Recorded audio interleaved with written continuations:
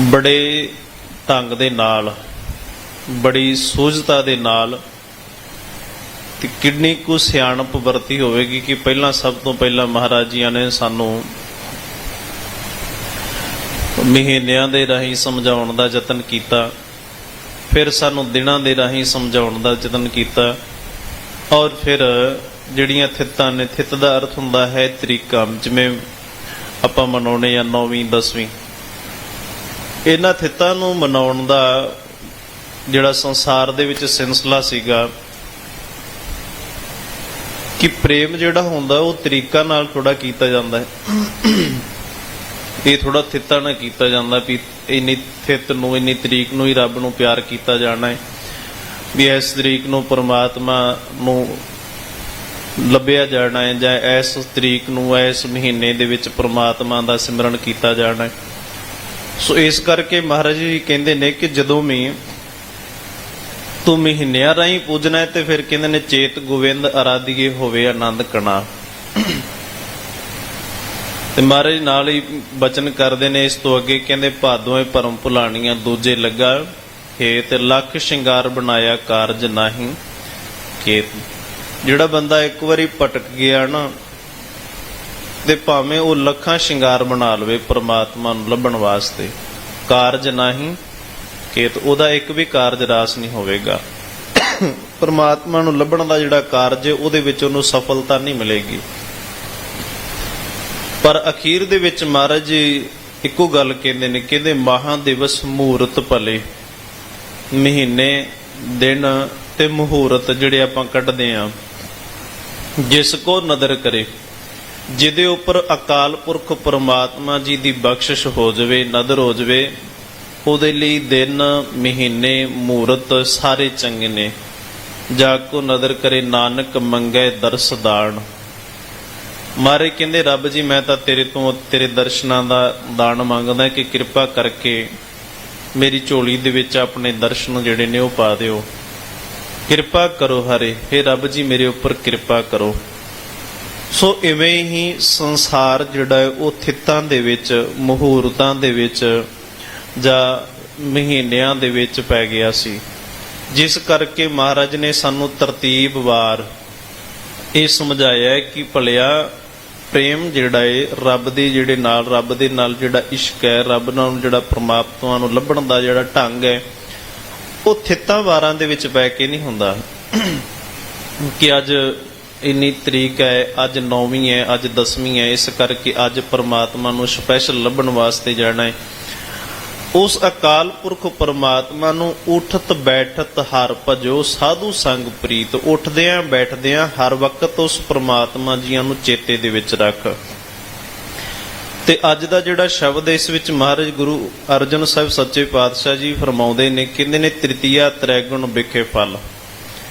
तृतीया जिवें आपां पहलां एकम फिर दूज दी विचार कीती, अज है जिन्होंने आपां कहने तृतीया, ਉਹਦੇ बारे सतगुरु जी सानू समझाउंदे ने कि इन्हां थित्तां वारां दे विच पै के संसार ने कदी भी रब नूं लभा नहीं, सगों भरम दे विच ही पए ने, भटकणां दे विच ही पए ने। जिन्ने भी संसार दे विच लोग ने ना, जिन्ने भी तकरीबन परमात्मा नूं लभण वास्ते तुरे ने, क्योंकि कई वारी कुछ लोग इहो जिहे हुंदे ने जिहड़े अंदरों तां लुटे जा चुके ने पर दसदे किसे नूं नहीं।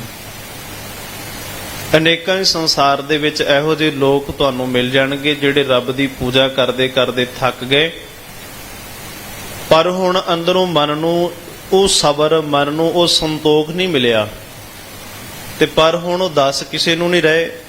पर ਜਦੋਂ ਉਹ ਗੱਲਾਂ ਕਰਦੇ ਨੇ, ਜਦੋਂ ਉਹ ਬੋਲਦੇ ਨੇ, ਫਿਰ ਉਹਨਾਂ ਦੀ ਬੋਲੀ ਦੇ ਵਿੱਚ ਥੋੜਾ ਜਿਹਾ ਚਿੜਚਿੜਾਪਣ ਜਿਹੜਾ ਹੈ ਨਾ ਉਹ ਆ ਜਾਂਦਾ ਹੈ ਕਿ ਉਹ ਕੋਈ ਵੀ ਧਾਰਮਿਕ ਗੱਲ ਕਰੋਗੇ, ਕੋਈ ਵੀ ਧਾਰਮਿਕ ਗੁਰੂ ਦੀ ਗੱਲ ਜਾਂ ਕੋਈ ਅਕਾਲ ਪੁਰਖ ਪਰਮਾਤਮਾ ਬਾਰੇ ਗੱਲ ਕਰੋਗੇ, ਸੋ ਉਹਨਾਂ ਨੂੰ ਉੱਥੋਂ ਖਿਸਕਣਾ ਪੈਂਦਾ, ਫਿਰ ਉੱਥੋਂ ਨਿਕਲਣਾ ਪੈਂਦਾ ਹੈ। ਉਹਦਾ ਮਤਲਬ ਇਹ ਹੁੰਦਾ ਹੈ ਕਿ ਉਹ ਅਸਲ ਦੇ ਵਿੱਚ ਬਹੁਤੀ ਪੂਜਾ ਕਰ ਕਰਕੇ ਥੱਕ ਚੁੱਕੇ ਨੇ ਵਿਚਾਰੇ, ਬਹੁਤਾ ਸਿਮਰਨ ਕਰਕੇ ਥੱਕ ਚੁੱਕੇ ਨੇ। ਪਰ ਸਿਮਰਨ ਕਰਨਾ, ਸੇਵਾ ਕਰਨੀ ਇੱਕ ਕਿਰਤ ਹੈ, ਇੱਕ ਕਰਮ ਹੈ, ਪਰ ਇਹਨਾਂ ਕਰਮਾਂ ਦੇ ਰਾਹੀਂ ਆਪਣੇ ਆਪ ਨੂੰ ਜੇ ਬਦਲਿਆ ਨਾ ਤਾਂ ਫਿਰ ਇਹ ਕੀ ਕਰਨਗੇ। ਆਪਣੇ ਆਪ ਦੇ ਵਿੱਚ ਕੁਝ ਵੱਖਰਾਪਨ ਨਾ ਲੈ ਕੇ ਆਂਦਾ ਕਿ ਕੁਝ ਨਾ ਕੁਝ ਤਬਦੀਲੀ ਨਾ ਹੋਈ। ਇਵੇਂ ਹੀ ਸਾਹਿਬ ਸ੍ਰੀ ਗੁਰੂ ਰਾਮਦਾਸ ਸਾਹਿਬ ਸੱਚੇ ਪਾਤਸ਼ਾਹ ਜੀ ਵਿਚਾਰ ਕਰਦੇ ਪਏ ਸਨ ਗੁਰਮੁਖ ਤੇ ਮਨਮੁਖ ਦੀ। ਤੇ ਉੱਥੇ ਇੱਕ ਗੁਰਮੁਖ ਨਾਮੀ ਸਿੱਖ ਬੈਠਾ ਸੀ, ਪਿਸ਼ੌਰ ਸ਼ਹਿਰ ਦਾ ਰਹਿਣ ਵਾਲਾ ਸੀ। ਤੇ ਮਹਾਰਾਜ ਨੂੰ ਕਹਿੰਦਾ, ਮਹਾਰਾਜ ਸਾਨੂੰ ਪਤਾ ਕਿਵੇਂ ਲੱਗੇ ਕਿ ਗੁਰਮੁਖ ਕੌਣ ਹੈ ਤੇ ਮਨਮੁਖ ਕੌਣ ਹੈ। ਐਵੇਂ ਗੱਲ ਹੈ ਨਾ ਸੰਸਾਰ ਦੇ ਵਿੱਚ, ਸਾਨੂੰ ਪਤਾ ਕਿਵੇਂ ਲੱਗੇ ਕਿ ਗੁਰਮੁਖ ਕੌਣ ਹੈ ਤੇ ਮਨਮੁਖ ਕੌਣ ਹੈ। ਕਿਉਂਕਿ ਗਲਤੀ ਕਰਨ ਦੇ ਬਾਅਦ ਚਿਹਰੇ ਜਿਹੜੇ ਨੇ ਉਹ ਭਲੇ ਮਾਨਸ ਹੋ ਜਾਂਦੇ ਨੇ। ਜਿਹੜਾ ਚਿਹਰਾ ਹੈ ਨਾ ਇਹ ਬਹੁਤ ਕੁਝ ਛੁਪਾ ਲੈਂਦਾ ਹੈ। ਤੇ ਇਹੋ ਜਿਹਾ ਕਿ ਚੋਰੀ ਕਰਕੇ ਬਾਅਦ ਵਿੱਚ ਢਿੱਲਾ ਜਿਹਾ ਮੂੰਹ ਕਰ ਲਏ ਤੇ ਲੋਕਾਂ ਨੂੰ ਇਹ ਲੱਗਦਾ ਵੀ ਰੱਬ ਦਾ ਪੁਜਾਰੀ ਇਹ ਹੋਣਾ, ਹੋਰ ਤਾਂ ਕੋਈ ਹੋ ਹੀ ਨਹੀਂ ਸਕਦਾ। ਇਸ ਕਰਕੇ ਫੇਸ ਜਿਹੜਾ ਹੈ ਨਾ, ਫੇਸ ਇੱਕ ਆਈਡੀ ਦੀ ਤਰ੍ਹਾਂ ਹੈ, ਪਰ ਫੇਸ ਜਿਹੜਾ ਹੈ ਉਹ ਸਾਨੂੰ ਇਹ ਨਹੀਂ ਦੱਸ ਸਕਦਾ ਵੀ ਇਹ ਗੁਰਮੁਖ ਹੈ ਕਿ ਮਨਮੁਖ ਹੈ। ਇੱਕ ਸਾਡੀ ਪਹਿਚਾਣ ਹੈ, ਪਰ ਇਹਦੇ ਰਾਹੀਂ ਇਹ ਨਹੀਂ ਪਤਾ ਲਗਾਇਆ ਜਾ ਸਕਦਾ ਕਿ ਇਹਦੇ ਬੰਦੇ ਦੇ ਅੰਦਰ ਹੈਗਾ ਕੀ ਹੈ, ਇਸ ਬੰਦੇ ਦੀ ਅੰਦਰ ਦੀ ਹਾਲਤ ਜਿਹੜੀ ਹੈ ਉਹ ਕਿਹੋ ਜਿਹੀ ਹੈਗੀ ਹੈ। ਸੋ ਇਸ ਕਰਕੇ ਸਾਹਿਬ ਸ੍ਰੀ ਗੁਰੂ ਰਾਮਦਾਸ ਸਾਹਿਬ ਸੱਚੇ ਪਾਤਸ਼ਾਹ ਜੀ ਜਦੋਂ ਗੁਰਮੁਖ ਤੇ ਮਨਮੁਖ ਦੀ ਵਿਚਾਰ ਕਰ ਰਹੇ ਸਨ ਤੇ ਇਹ ਗੁਰਮੁਖ ਨਾਮੀ ਪਿਸ਼ੌਰ ਸ਼ਹਿਰ ਦਾ ਰਹਿਣ ਵਾਲਾ ਇਹ ਮਹਾਰਾਜ ਗੁਰੂ ਰਾਮਦਾਸ ਸਾਹਿਬ ਸੱਚੇ ਪਾਤਸ਼ਾਹ ਜੀਆਂ ਦੇ ਚਰਨਾਂ ਦੇ ਵਿੱਚ ਜਾ ਕੇ ਬੇਨਤੀ ਕਰਦਾ ਹੈ ਕਿ ਮਹਾਰਾਜ ਪਤਾ ਕਿਵੇਂ ਲੱਗੇ ਕਿ ਗੁਰਮੁਖ ਕਿਹੜਾ ਹੁੰਦਾ ਹੈ ਤੇ ਮਨਮੁਖ ਕਿਹੜਾ ਹੁੰਦਾ ਹੈ। ਸੋ ਇਹ ਤਾਂ ਸ਼ੁਰੂ ਤੋਂ ਹੀ ਅਕਾਲ ਪੁਰਖ ਪਰਮਾਤਮਾ ਜੀਆਂ ਦੇ ਘਰ ਤੋਂ ਹੀ ਇਹ ਵਡਿਆਈ ਹੈ ਕਿ ਵਡਿਆਈ ਜਿਹੜੀ ਦੇਣੀ ਹੁੰਦੀ ਹੈ ਨਾ, ਰੱਬ ਆਪਣੇ ਸੇਵਕਾਂ ਨੂੰ ਦਿੰਦਾ ਹੈ। ਆਪਣੇ ਸੇਵਕਾਂ ਨੂੰ ਵਡਿਆਈ ਦਿੰਦਾ ਹੈ, ਕਿਸੇ ਨਾ ਕਿਸੇ ਸਰੂਪ ਦੇ ਵਿੱਚ, ਸਰੀਰ ਦੇ ਵਿੱਚ ਆ ਕੇ, ਤੇ ਉਹ ਸੰਸਾਰ ਦਾ ਭਲਾ ਕਰਦਾ ਹੈ। ਇਵੇਂ ਹੀ ਕਰਕੇ ਜਿਵੇਂ ਗੁਰੂ ਨਾਨਕ ਸਾਹਿਬ ਸੱਚੇ ਪਾਤਸ਼ਾਹ ਜੀਆਂ ਨੂੰ ਪ੍ਰਮਾਤਮਾ ਨੇ ਵਡਿਆਈ ਬਖਸ਼ਿਸ਼ ਕੀਤੀ ਔਰ ਗੁਰੂ ਨਾਨਕ ਸਾਹਿਬ ਜੀਆਂ ਨੇ ਭਾਈ ਮਰਦਾਨਾ ਜੀਆਂ ਨੂੰ ਵਡਿਆਈ ਦਿੱਤੀ। ਉਸ ਤੋਂ ਬਾਅਦ ਬਾਬਾ ਬੁੱਢਾ ਸਾਹਿਬ ਜੀ ਉਹ 6 ਗੁਰੂ ਸਾਹਿਬਾਨਾਂ ਤੱਕ ਉਹਨਾਂ ਨੇ ਗੁਰਤਾ ਗੱਦੀ ਦੀ ਜਿਹੜੀ ਸੇਵਾ ਨਿਭਾਈ ਕਿ ਜਦੋਂ ਵੀ ਕਿਸੇ ਦੂਜੇ ਸਰੀਰ ਨੂੰ ਗੁਰੂ ਸਾਹਿਬਾਨ ਨੂੰ ਗੁਰਗੱਦੀ ਮਿਲਣੀ ਹੁੰਦੀ ਸੀ ਤੇ ਬਾਬਾ ਬੁੱਢਾ ਸਾਹਿਬ ਜੀ ਰਾਹੀਂ ਹੀ ਗੁਰਗੱਦੀ ਜਿਹੜੀ ਹੈ ਉਹ ਅੱਗੇ ਬਖਸ਼ਿਸ਼ ਕੀਤੀ ਜਾਂਦੀ ਸੀ। ਵਡਿਆਈ ਜੇ ਮਾਤਾ ਗੰਗਾ ਜੀ ਗੁਰੂ ਅਰਜਨ ਸਾਹਿਬ ਜੀਆਂ ਨੂੰ ਕਹਿੰਦੇ ਕਿ ਮਹਾਰਾਜ ਜੀ ਪ੍ਰਿਥੀ ਚੰਦ ਦੀ ਘਰ ਵਾਲੀ ਬੀਬੀ ਕਰਮੋ, ਉਹਨਾਂ ਨੇ ਤਾਨੇ ਮਾਰੇ ਨੇ, ਮੈਨੂੰ ਬੋਲ ਕਬੋਲ ਬੋਲੇ ਨੇ ਵੀ ਤੁਹਾਡੇ ਘਰ ਕਿਹੜਾ ਪੁੱਤਰ ਹੈਗਾ ਜਿਹਨੂੰ ਤੁਸੀਂ ਗੁਰਗੱਦੀ ਦਿਓਗੇ। ਆਖਿਰਕਾਰ ਗੁਰਗੱਦੀ ਤਾਂ ਸਾਡੇ ਘਰ ਦੇ ਵਿੱਚ ਹੀ ਆਉਣੀ ਹੈ ਨਾ। ਸੋ ਇਸ ਕਰਕੇ ਮਾਤਾ ਗੰਗਾ ਜੀ ਕਹਿੰਦੇ ਨੇ ਗੁਰੂ ਅਰਜਨ ਸਾਹਿਬ ਜੀਆਂ ਨੂੰ ਕਿ ਮਹਾਰਾਜ ਤੁਹਾਡੇ ਤੋਂ ਕੁਝ ਛੁਪਿਆ ਨਹੀਂ ਹੋਇਆ, ਤੁਸੀਂ ਸਭ ਕੁਝ ਜਾਣਦੇ ਹੋ। ਸੋ ਕਿਰਪਾ ਕਰੋ, ਇਹੋ ਜਿਹੀਆਂ ਗੱਲਾਂ ਤਾਨੇ ਸੁਣੇ ਨਹੀਂ ਜਾਂਦੇ। ਮੈਂ ਵੀ ਚਾਹੁੰਦੀ ਹਾਂ ਕਿ ਸਾਡੇ ਘਰ ਦੇ ਵਿੱਚ ਵੀ ਔਲਾਦ ਹੋਵੇ, ਪੁੱਤਰ ਹੋਵੇ। ਤੇ ਗੁਰੂ ਅਰਜਨ ਸਾਹਿਬ ਸੱਚੇ ਪਾਤਸ਼ਾਹ ਜੀ ਸਰਬ ਕਲਾ ਸਮਰੱਥ ਨੇ, ਉਹ ਵੀ ਕਹਿ ਸਕਦੇ ਸਨ ਵੀ ਮਾਤਾ ਗੰਗਾ ਜੀਆਂ ਨੂੰ ਕਿ ਤੁਹਾਡੇ ਘਰ ਦੇ ਵਿੱਚ ਔਲਾਦ ਹੋਵੇਗੀ, ਪਰ ਉਹਨਾਂ ਨੇ ਵਡਿਆਈ ਆਪਣੇ ਸੇਵਕ ਨੂੰ ਬਾਬਾ ਬੁੱਢਾ ਸਾਹਿਬ ਜੀਆਂ ਨੂੰ ਬਖਸ਼ਿਸ਼ ਕੀਤੀ। ਕਹਿੰਦੇ ਬਾਬਾ ਬੁੱਢਾ ਸਾਹਿਬ ਜੀਆਂ ਦੇ ਕੋਲ ਜਾਣਾ ਨਿਮਰਤਾ ਦੇ ਨਾਲ ਤੇ ਉਹ ਫਿਰ ਤੁਹਾਨੂੰ ਬਖਸ਼ਿਸ਼ਾਂ ਕਰਨਗੇ, ਅਰਦਾਸ ਕਰਨਗੇ। ਔਰ ਉਹਨਾਂ ਨੇ ਅਰਦਾਸ ਕੀਤੀ ਤੇ ਅਰਦਾਸ ਦੇ ਵਿੱਚ ਜੋ ਸ਼ਬਦ ਸ਼ਾਮਲ ਨੇ, ਜੋ ਆਪਾਂ ਇਤਿਹਾਸ ਦੇ ਵਿੱਚ ਗੁਰਬਾਣੀ ਦੇ ਵਿੱਚ ਜਾਂ ਭਾਈ ਗੁਰਦਾਸ ਜੀ ਅਨੁਸਾਰ ਪੜ੍ਹਦੇ ਹਾਂ ਕਿ ਦਲ ਭੰਜਨ ਗੁਰਸੂਰਮਾ ਵੱਡ ਜੋਧਾ ਬਹੁ ਪਰਉਪਕਾਰੀ, ਕਿ ਦਲਾਂ ਨੂੰ ਭੰਨਣ ਵਾਲਾ ਬੜਾ ਸੂਰਮਾ, ਬੜਾ ਯੋਧਾ ਹੋਵੇਗਾ, ਬੜਾ ਬਲੀ ਹੋਵੇਗਾ। ਇਵੇਂ ਹੀ ਵਡਿਆਈ ਬਖਸ਼ਿਸ਼ ਕੀਤੀ। ਤੇ ਗੁਰੂ ਰਾਮਦਾਸ ਸਾਹਿਬ ਸੱਚੇ ਪਾਤਸ਼ਾਹ ਜੀਆਂ ਨੇ ਗੁਰਮੁਖ ਨੂੰ ਆਖਿਆ ਕਿ ਫਲਾਣੇ ਪਿੰਡ ਦੇ ਵਿੱਚ ਇੱਕ ਭਿਖਾਰੀ ਨਾਮ ਦਾ ਸਿੱਖ ਰਹਿੰਦਾ ਹੈ। ਭਿਖਾਰੀ ਉਸਦਾ ਨਾਮ ਹੈ, ਭਾਈ ਭਿਖਾਰੀ ਜੀ। ਸੋ ਜਦੋਂ ਇਹ ਉੱਥੇ ਪਹੁੰਚਿਆ ਤੇ ਵੇਖਦਾ ਕੀ ਹੈ ਕਿ ਭਾਈ ਭਿਖਾਰੀ ਜੀ ਇੱਕ ਜਿਵੇਂ ਕਹਿ ਲੋ ਕਿ ਕੋਈ ਦਰੀ, ਕੋਈ ਵਿਛਾਉਣ ਵਾਸਤੇ ਕੋਈ ਚੱਦਰ ਛਿਉਂ ਰਹੇ ਸਨ, ਜਿਹੜੇ ਉੱਤੇ ਬਾਹਤੇ ਲੋਕ ਬੈਠ ਸਕਣ ਵਿਛਾਉਣ ਵਾਸਤੇ। ਤੇ ਕਹਿੰਦੇ ਵੀ ਸਿਉਈ ਜਾ ਰਹੇ ਸਨ ਤੇ ਭਾਈ ਗੁਰਮੁਖ ਜਾ ਕੇ ਬੈਠ ਗਿਆ ਲਾਗੇ। ਜਦੋਂ ਵੇਖਿਆ ਤੇ ਮਨ ਦੇ ਵਿੱਚ ਸੋਚਦਾ ਹੈ ਵੀ ਗੁਰੂ ਰਾਮਦਾਸ ਸਾਹਿਬ ਜੀਆਂ ਨੇ ਤੇ ਕਿਹਾ ਸੀ ਕਿ ਉਹ ਬੜਾ ਗੁਰਮੁਖ ਹੈ, ਪਤਾ ਲੱਗ ਜਾਏਗਾ ਤੈਨੂੰ ਵੀ ਗੁਰਮੁਖ ਕੀ ਹੁੰਦਾ ਕਿ ਮਨਮੁਖ ਕੀ ਹੁੰਦਾ ਹੈ। ਜਦੋਂ ਇਸ ਤਰ੍ਹਾਂ ਜਾ ਕੇ ਵੇਖਦਾ ਰਿਹਾ, ਪਹਿਲਾਂ ਵੇਖੀ ਗਿਆ ਤੇ ਭਾਈ ਭਿਖਾਰੀ ਜੀਆਂ ਨੂੰ ਅਜੇ ਫਤਿਹ ਨਾ ਬੁਲਾਈ, ਬਾਅਦ ਵਿੱਚ ਜਾ ਕੇ ਉਹਨਾਂ ਨੂੰ ਫਤਿਹ ਬੁਲਾਈ। ਔਰ ਉਸ ਤੋਂ ਬਾਅਦ ਗੁਰੂ ਰਾਮਦਾਸ ਸਾਹਿਬ ਸੱਚੇ ਪਾਤਸ਼ਾਹ ਜੀਆਂ ਦੇ ਵੱਲੋਂ ਵੀ ਜਿਹੜੀ ਭੇਜੀ ਹੋਈ ਸਤਿ ਸ੍ਰੀ ਅਕਾਲ ਜਾਂ ਫਤਿਹ ਸੀ ਉਹ ਬੁਲਾਈ। ਇੱਕ ਢੰਗ ਹੈ, ਅੱਜ ਵੀ ਕਈ ਗੁਰਸਿੱਖ ਇਹੋ ਜਿਹੇ ਹੈਗੇ ਨੇ ਕਹਿ ਦਿੰਦੇ ਨੇ ਕਿ ਭਾਈ ਸਾਹਿਬ ਜੀ ਫਤਿਹ ਆਈ ਹੈ ਤੁਹਾਡੇ ਵਾਸਤੇ ਸਾਡੀ ਮਾਤਾ ਜੀ ਵੱਲੋਂ ਜਾਂ ਉਹਨਾਂ ਵੱਲੋਂ ਫਤਿਹ, ਉਹ ਫਿਰ ਵਾਹਿਗੁਰੂ ਜੀ ਕਾ ਖਾਲਸਾ ਜਾਂ ਵਾਹਿਗੁਰੂ ਜੀ ਕੀ ਫਤਿਹ ਬੁਲਾ ਦਿੰਦੇ ਨੇ। ਉਹ ਗੱਲ ਵੱਖਰੀ ਹੈ ਕਿ ਗੱਲ ਆਉਂਦੀ ਕਿਉਂਕਿ ਫਤਿਹ ਤਾਂ ਭਾਵੇਂ ਕਿੱਥੋਂ ਵੀ ਆਵੇ, ਭਾਵੇਂ 10 ਜਾਣਿਆਂ ਦੇ ਵਿੱਚੋਂ ਲੰਘ ਕੇ ਆਵੇ, ਉਹ ਫਤਿਹ ਰਹਿਣੀ ਹੈ। ਪਰ ਜਿਹੜੀ ਗੱਲ ਹੈ ਉਹ ਗੱਲ 10 ਬੰਦਿਆਂ ਦੇ ਵਿੱਚੋਂ ਨਿਕਲ ਕੇ ਆਏਗੀ ਤੇ ਤੁਹਾਡੇ ਤੱਕ ਪਹੁੰਚਦਿਆਂ ਉਹਨੂੰ ਕੋਈ ਹੋਰ ਹੀ ਰੂਪ ਦੇ ਦਿੱਤਾ ਜਾਂਦਾ ਹੈ, ਪਰ ਫਤਿਹ ਤਾਂ ਫਤਿਹ ਰਹਿਣੀ ਹੈ। ਇਵੇਂ ਕਰਕੇ ਜਦੋਂ ਫਤਿਹ ਬੁਲਾਈ ਤੇ ਭਾਈ ਭਿਖਾਰੀ ਜੀਆਂ ਨੇ ਬੜਾ ਸਤਿਕਾਰ ਕੀਤਾ। ਘਰ ਦੇ ਵਿੱਚ ਬੱਚੇ ਦਾ ਵਿਆਹ ਸੀਗਾ, ਸਾਰੇ ਪਾਸੇ ਰੌਣਕਾਂ ਲੱਗੀਆਂ ਸਨ ਤੇ ਭਾਈ ਭਿਖਾਰੀ ਜੀ ਗੁਰਮੁਖ ਜੀਆਂ ਨੂੰ ਪਾਣੀ ਪੁੱਛਿਆ, ਚਾਹ ਪਾਣੀ ਪੁੱਛੀ, ਬਿਠਾਇਆ ਕੋਲ। ਉਸ ਤੋਂ ਬਾਅਦ ਇਹ ਭਾਈ ਗੁਰਮੁਖ 2-3 ਦਿਨ ਭਾਈ ਭਿਖਾਰੀ ਜੀਆਂ ਦੇ ਨਾਲ ਰਿਹਾ ਔਰ ਸਾਰਾ ਕੁਝ ਦੇਖਦਾ ਰਿਹਾ। ਤੇ ਦੇਖਦਾ ਫਿਰ ਮਨ 'ਚ ਸੋਚਦਾ ਹੈ ਵੀ ਇਹਨਾਂ ਆਪਣੇ ਵਿਆਹ ਕਾਰਜ ਦੇ ਬੱਚੇ ਦੇ ਵਿਆਹ ਦੇ ਵਿੱਚ ਰੁੱਝਿਆ ਹੋਇਆ ਹੈ ਤੇ ਗੁਰੂ ਰਾਮਦਾਸ ਜੀ ਕਹਿੰਦੇ ਨੇ ਸੇ ਚੰਗਾ ਬੜਾ ਹੈ। ਪਰ ਹੌਲੀ ਹੌਲੀ ਜਦੋਂ ਭਾਈ ਭਿਖਾਰੀ ਜੀਆਂ ਨੇ ਗੁਰਮੁਖ ਨੂੰ ਸਾਰਾ ਸਮਾਨ ਦਿਖਾਇਆ ਨਾ ਕਰਦਾ ਕਿ ਬੱਚੇ ਦਾ ਵਿਆਹ ਹੈ ਕੱਲ ਨੂੰ, ਇਹ ਘਰ ਦੇ ਵਿੱਚ ਹਲਵਾਈ ਬਿਠਾਏ ਨੇ, ਇਹ ਵਿਆਹ ਦਾ ਸਮਾਨ ਹੈ। ਔਰ ਉਸ ਤੋਂ ਅੱਗੇ ਹੀ ਥੋੜੀ ਦੂਰ ਕਹਿੰਦੇ ਨੇ ਇੱਕ ਗੁਪਤ ਕਮਰੇ ਦੇ ਵਿੱਚ, ਵੱਖਰੇ ਕਮਰੇ ਦੇ ਵਿੱਚ ਇੱਕ ਮਿਰਤਕ ਸਮੱਗਰੀ ਹੁੰਦੀ, ਜਿਵੇਂ ਕਿ ਜਦੋਂ ਕੋਈ ਪੁਰਾਣੀ ਚੜ੍ਹਾਈ ਕਰ ਜੇ ਤੇ ਉਸ ਦੀ ਸਮੱਗਰੀ ਜਿਹੜੀ ਹੈ ਉਹ ਪਹਿਲਾਂ ਹੀ ਇਕੱਠੀ ਕਰਕੇ ਰੱਖੀ ਹੈ।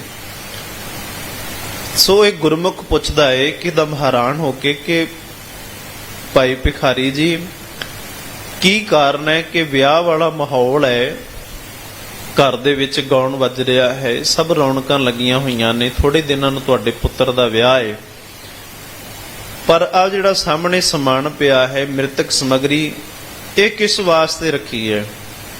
ਕਿਉਂਕਿ ਵਿਆਹ ਲਈ ਤਾਂ ਮਿਰਤਕ ਸਮੱਗਰੀ ਨਹੀਂ ਚਾਹੀਦੀ, ਵਿਆਹ ਲਈ ਤਾਂ ਸ਼ੁਭ ਸਮੱਗਰੀ ਚਾਹੀਦੀ ਹੈ, ਚੰਗੇ ਖਾਣ ਪਾਣ ਚਾਹੀਦੇ ਨੇ, ਕੱਪੜੇ ਚਾਹੀਦੇ ਨੇ, ਪਰ ਇਹ ਮਿਰਤਕ ਸਮੱਗਰੀ ਕਿਉਂ? ਭਾਈ ਭਿਖਾਰੀ ਜੀ ਕਹਿੰਦੇ ਤੂੰ ਵੇਖੀ ਚੱਲ, ਜਿਵੇਂ ਵੀ ਜੋ ਪਾਣਾ ਹੋਇਆ ਰੱਬ ਜੀਆਂ ਦਾ ਉਹ ਸਾਨੂੰ ਉਸ ਦੇ ਅੰਦਰ ਚੱਲਣਾ ਹੀ ਸਾਡੀ ਮਰਜ਼ੀ ਹੈ, ਉਹ ਹੁਕਮ ਦੇ ਵਿੱਚ ਚੱਲਣਾ ਹੀ ਸਾਡਾ ਸੁਭਾਅ ਹੈ। ਕੁਝ ਦਿਨ ਹੋਏ ਕਹਿੰਦੇ ਪੁੱਤਰ ਦਾ ਵਿਆਹ ਹੋਇਆ, ਵਿਆਹ ਕਰਵਾ ਕੇ ਘਰ ਦੇ ਵਿੱਚ ਆਇਆ ਤੇ ਕਹਿੰਦੇ ਵੀ ਉਸ ਬੱਚੇ ਨੂੰ ਕੁਝ ਅੰਦਰੂਨੀ ਰੋਗ, ਅੰਦਰੂਨੀ ਪੀੜਾ ਉੱਠੀ, ਬੱਚੇ ਦੀ ਮੌਤ ਹੋ ਗਈ, ਉਹ ਬੱਚਾ ਚਲਾਣਾ ਕਰ ਗਿਆ ਭਾਈ ਭਿਖਾਰੀ ਜੀ ਦਾ। ਸੋ ਉਹੀ ਸਮੱਗਰੀ ਜਿਹੜੀ ਸੀ, ਜਿਹੜੀ ਮਿਰਤਕ ਸਮੱਗਰੀ, ਉਹ ਫਿਰ ਸਾਰੀ ਸਮੱਗਰੀ ਉਸ ਮਿਰਤਕ ਬੱਚੇ ਦੇ ਉੱਪਰ ਲਾ ਦਿੱਤੀ ਗਈ। ਤੇ ਗੁਰਮੁਖ ਹੈਰਾਨ ਹੋ ਕੇ ਪੁੱਛਦਾ ਵੀ ਜੇ ਤੁਹਾਨੂੰ ਪਤਾ ਸੀ ਕਿ ਕੁਝ ਦਿਨ ਪਹਿਲਾਂ ਬੱਚੇ ਨੇ ਚਲੇ ਜਾਣਾ ਹੈ, ਮਰ ਜਾਣਾ ਹੈ, ਕਿਉਂਕਿ ਸਾਰੀ ਸਮੱਗਰੀ ਤੁਸੀਂ ਆਪ ਹੀ ਇਕੱਠੀ ਕਰਦੇ ਪਏ ਸੀ, ਜੇ ਤੁਹਾਨੂੰ ਪਤਾ ਸੀ ਵੀ ਇਹਨੇ ਥੋੜੇ ਦਿਨ ਰਹਿਣਾ ਹੈ, ਉਸ ਤੋਂ ਬਾਅਦ ਵਿਆਹ ਤੋਂ ਬਾਅਦ ਇਹਨੇ ਮਰ ਜਾਣਾ ਹੈ, ਤੇ ਫਿਰ ਇਹ ਸਾਰੀ ਸਮੱਗਰੀ ਤੁਸੀਂ ਸਾਰਾ ਤਾਂਡਵ ਜਿਹੜਾ ਰਚਿਆ ਹੈ ਵਿਆਹ ਕਾਰਜ, ਤੁਸੀਂ ਪਹਿਲਾਂ ਕਿਉਂ ਨਹੀਂ ਦੱਸ ਦਿੱਤਾ ਕਿ ਇੱਕ ਤਾਂ ਬਗਾਨਾ ਬੱਚਾ ਘਰ ਦੇ ਵਿੱਚ ਆਇਆ, ਉਹਦੇ ਨਾਲ ਧੋਖਾ ਹੋ ਗਿਆ, ਇੱਕ ਸਾਰੇ ਪਰਿਵਾਰ ਦੀਆਂ ਜਿਹੜੀਆਂ ਖੁਸ਼ੀਆਂ ਦਾ ਮਾਹੌਲ ਬਣਿਆ ਸੀ ਉਹ ਸਾਰਾ ਕੰਮ ਦੇ ਵਿੱਚ ਬਦਲ ਗਿਆ, ਕੀਰਨੇ ਪੈ ਰਹੇ ਨੇ, ਰੋ ਰਹੇ ਨੇ, ਤੁਸੀਂ ਪਹਿਲਾਂ ਕਿਉਂ ਨਹੀਂ ਦੱਸ ਦਿੱਤਾ? ਭਾਈ ਭਿਖਾਰੀ ਜੀ ਕਹਿਣ ਲੱਗੇ ਕਿ ਇਹ ਮੈਂ ਤਾਂ ਕਰਕੇ ਨਹੀਂ ਦੱਸਿਆ ਕਿ ਇਹ ਸਾਰਾ ਕੁਝ ਹੁਕਮ ਦੇ ਵਿੱਚ ਹੋ ਰਿਹਾ ਸੀ, ਭਾਣੇ ਦੇ ਵਿੱਚ ਹੋ ਰਿਹਾ ਸੀਗਾ, ਤੇ ਰੱਬ ਜੀਆਂ ਦੇ ਭਾਣੇ ਦੇ ਵਿੱਚ, ਰੱਬੀ ਹੁਕਮ ਦੇ ਵਿੱਚ ਅਸੀਂ ਕੁਝ ਆਪਣੇ ਵੱਲੋਂ ਕਰੀਏ ਇਹ ਫੱਬਦਾ ਨਹੀਂ ਹੈਗਾ। ਇਸ ਕਰਕੇ ਗੁਰਮੁਖ ਦੀ ਪਰਿਭਾਸ਼ਾ ਇਹ ਹੈ ਕਿ ਜੋ ਹੋ ਰਿਹਾ ਹੈ ਉਸੇ ਨੂੰ ਮਿੱਠਾ ਕਰਕੇ ਮੰਨਣਾ, ਉਸੇ ਨੂੰ ਭਾਣੇ ਦੇ ਵਿੱਚ ਰਹਿ ਕੇ ਆਪਣਾ ਜੀਵਨ ਬਤੀਤ ਕਰਨਾ।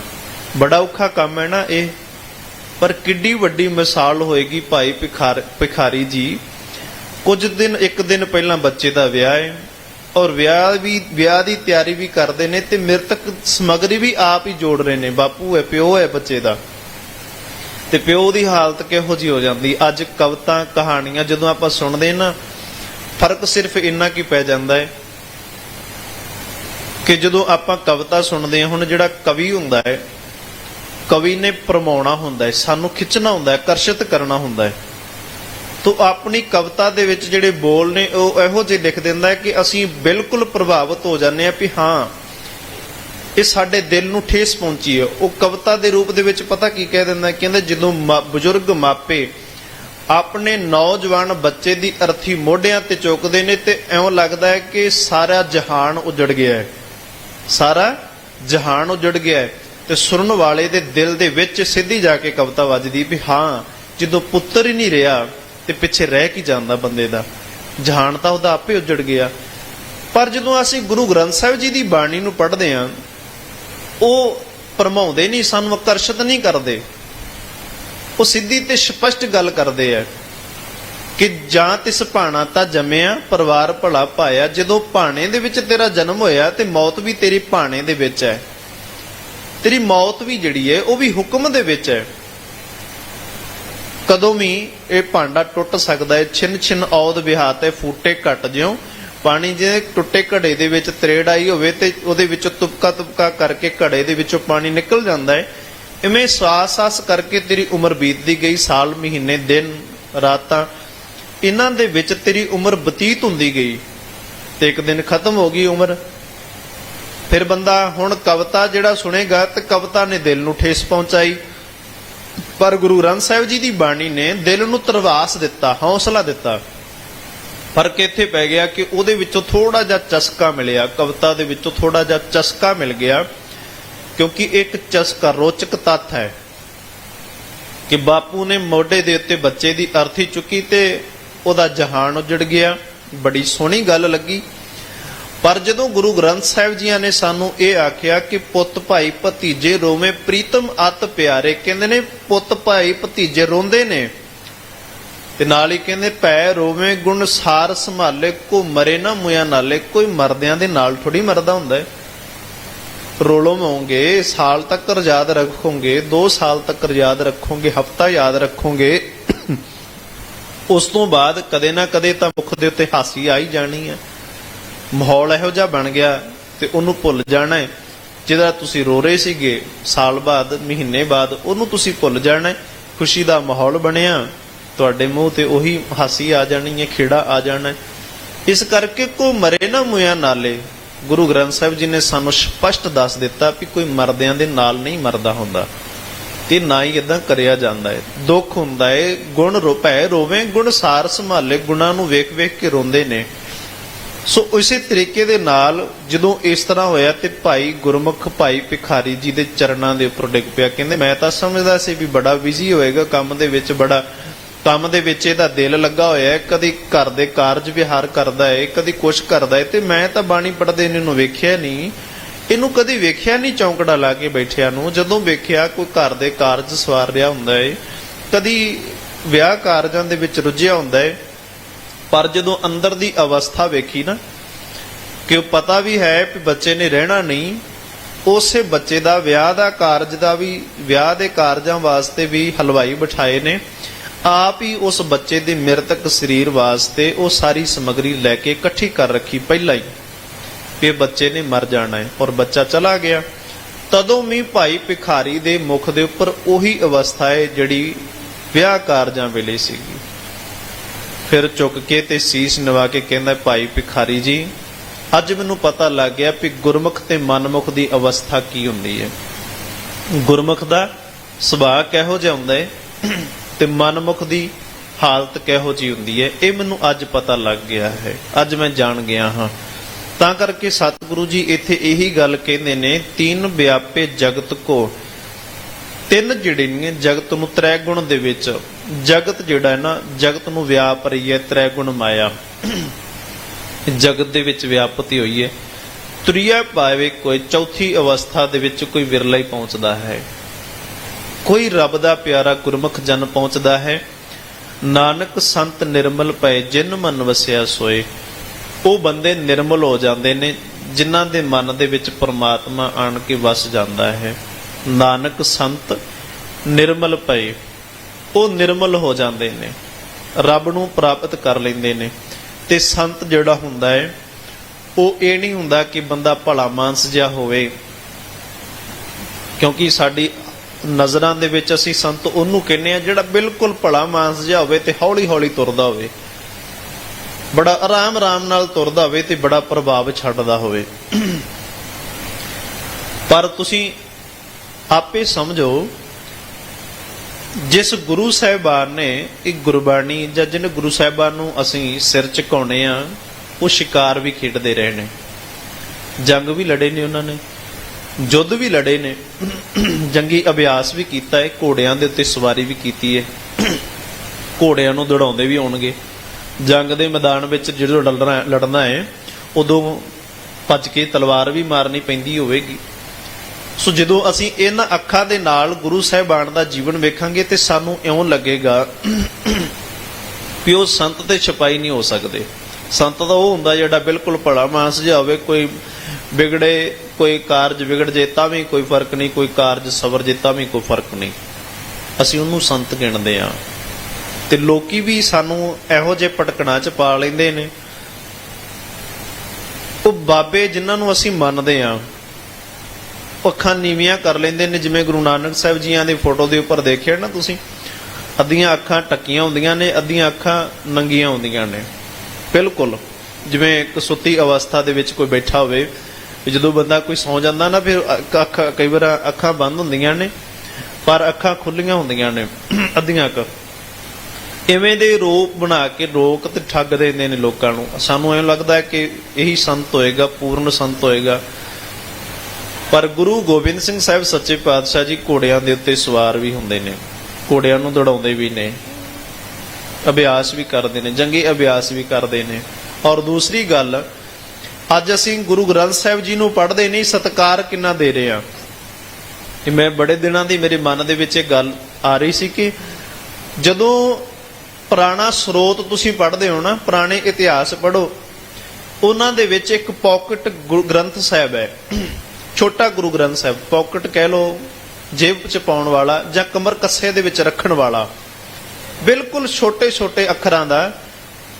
ਹੁਣ ਤੁਸੀਂ ਦੱਸੋ ਵੀ ਜੇ ਅਸੀਂ ਆਖੀਏ ਵੀ ਉਹਦਾ ਇੱਕ ਸਤਿਕਾਰ ਹੈ, ਤੇ ਗੁਰੂ ਗੋਬਿੰਦ ਸਿੰਘ ਸਾਹਿਬ ਸੱਚੇ ਪਾਤਸ਼ਾਹ ਜੀਆਂ ਤੋਂ ਵੱਧ ਸਤਿਕਾਰ ਕੋਈ ਨਹੀਂ ਦੇ ਸਕਦਾ। ਭਾਵੇਂ ਜੋ ਮਰਜ਼ੀ ਕਰ ਲਈਏ, ਅਸੀਂ ਪੜ੍ਹ ਸਕਦੇ ਹਾਂ, ਧੂਫਾਂ ਦੇਣੀਆਂ ਸਤਿਕਾਰ ਨਹੀਂ ਹੈਗਾ, ਚੰਗੇ ਰੁਮਾਲਿਆਂ ਦੇ ਵਿੱਚ ਢੱਕ ਲੈਣਾ ਸਤਿਕਾਰ ਨਹੀਂ ਹੈਗਾ।